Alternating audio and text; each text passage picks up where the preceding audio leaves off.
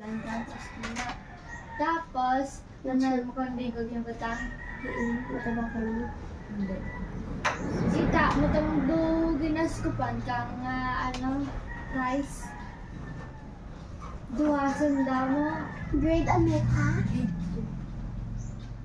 Wala ko remember.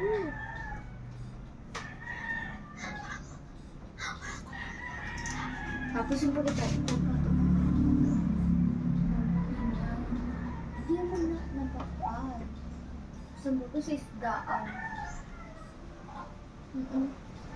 Do pares ka mo na rin. Hama ka na rin. Hindi mo na nabaka naman. Nasa barak lang.